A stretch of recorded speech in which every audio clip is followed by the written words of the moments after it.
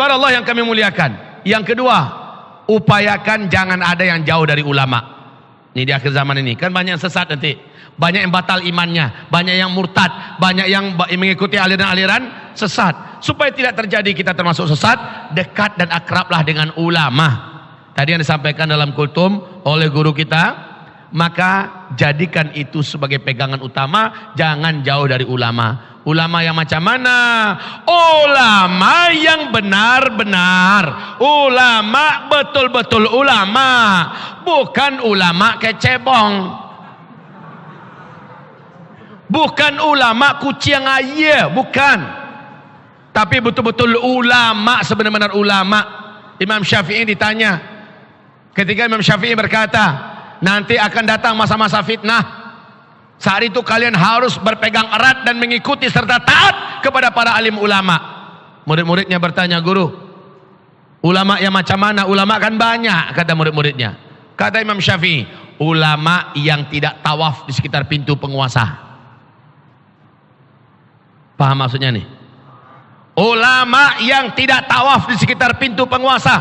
Wahai hamba-hamba Allah, Rasulullah SAW sudah memberikan kabar bahwa sesungguhnya awaluman uqdhifa 'alan nari qabla ubadil wathanil ulama, yang paling pertama dilemparkan ke dalam api neraka sebelum para penyembah patung dan penyembah berhala dari kalangan umatku adalah para ulama. Ulama-ulama yang macam mana? Ulama yang kerjanya tawaf dari pintu penguasa kepada pintu penguasa yang lain, mengharapkan ada sesuatu kebaikan dari kekuasaan atau dari para penguasa yang bisa dia nikmati daripada bangkai-bangkai dunia.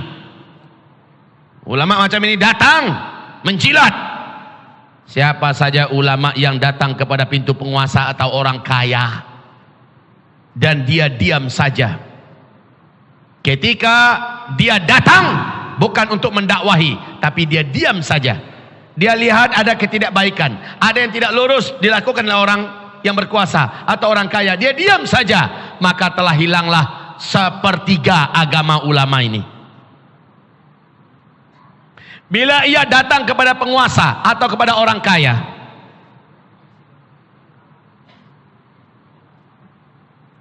mengharapkan sesuatu daripada harta atau secercah kekuasaan dari orang kaya atau penguasa ini, maka hilanglah sepertiga agamanya. Yang kedua tadi, bila ia diam, maka hilanglah 2/3 agamanya. Dan yang ketiga, siapa saja ulama yang datang kepada pintu penguasa atau orang kaya, lalu dia lihat ada penyimpangan pada penguasa atau pada orang kaya, bukannya meluruskan, tapi malah membantu mencari-carikan dalil agar yang dilakukan oleh penguasa yang salah ini, agar orang kaya yang salah ini kelihatan benar. Akhirnya penguasa ini tidak pernah lurus gara-gara ulamanya yang seperti itu. Hilang seluruh agama daripada ulama ini. Jadi ulama yang akan diikuti ulama macam mana wahai Imam Syafi'i? Jawaban Imam Syafi'i adalah ulama yang banyak ujung-ujung panah fitnah dihadapkan kepadanya. Ujung-ujung panah fitnah dihadapkan kepadanya. Ini dekatlah dengan ulama-ulama yang makin banyak ulama ini kena fitnah, makin banyak ulama ini dicecar, tidak disukai oleh orang-orang kaya dan orang-orang berkuasa, maka ulama-ulama macam inilah yang harusnya kita berguru kepada mereka. Ada nggak di Riau? Ada. Ada nggak di Sumatera Utara? Ada tidak di Jambi? Ada tidak di Sumatera Selatan? Ada tidak di Sumatera Barat? Ada tidak di Lampung? Ada tidak di Jawa Tengah? Jawa Timur? Jawa Barat? Jabodetabek? Se-Indonesia ada, dari Sabang sampai Merauke. Ulama-ulama macam ini selalu ada. Dan beda dengan ulama yang kerjaannya selalu menjilat, membuat senang hati penguasa. Tapi ulama yang benar, dia tidak pernah ragu mengatakan kalimatu haqqin inda sultanin jair. Berani mengatakan yang benar di depan penguasa yang semena-mena. Enggak takut dia, Pak. Dia selalu menyampaikan kebenaran di depan penguasa yang. Nah, tetapi saya berharap kepada para alim ulama kita, berani itu wajib memang. Tidak takut dengan apapun kecuali hanya kepada Allah memang iya. Tapi nasihat saya, iringi dengan mencontoh para nabi-nabi sebelumnya dalam berdakwah kepada para penguasa yang jahat. Firaun. Kira-kira mana yang jahat, Firaun dengan penguasa-penguasa yang ada sekarang di muka bumi? Firaun yang paling jahatnya ya. Allah perintahkan Musa dengan Harun, idhaba ila fir'auna innahu tagha faqula lahu qawlan layyina. Hai Musa, hai Harun, kalian berdua pergilah kepada Firaun, nasihatilah dia, dakwahilah dia, qaulan layyina, katakan kepadanya kata-kata yang lembut. Innahu tagha, Firaun itu adalah taghut. Taghut itu artinya adalah orang yang sudah melampaui batas. Coba lihat perintah Allah kepada Musa dan Harun, datanglah, dakwahi dengan kata-kata yang lembut. Jangan didatangi, kecebong, jangan gitu. Jangan didatangi lalu katakan kampret lo, cicak sini, tak kasih nasihat sampean. Jangan begitu. Katakan kata-kata yang lembut dan sopan. Jadi kepada para ulama ini nasihat lah.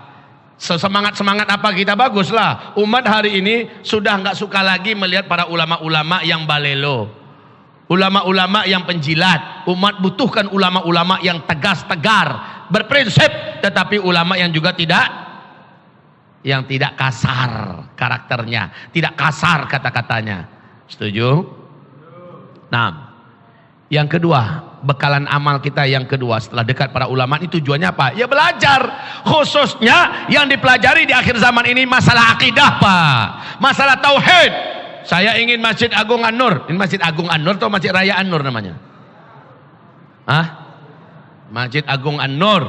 Saya ingin Masjid Agung An-Nur, Masjid Nurul Iman, Masjid Nurul Islam, Masjid Al-Falah, masjid-masjid mana saja yang ada.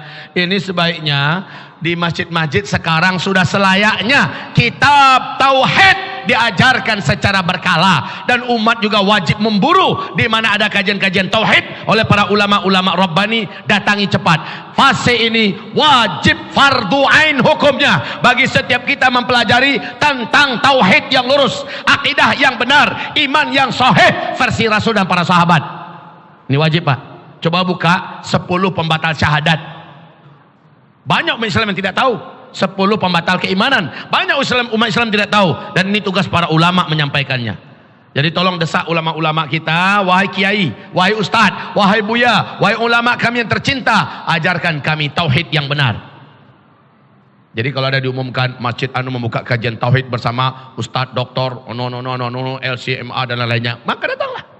Ya, datangi. Jangan sampai absen, karena ini berkaitan dengan selamat atau tidaknya kita.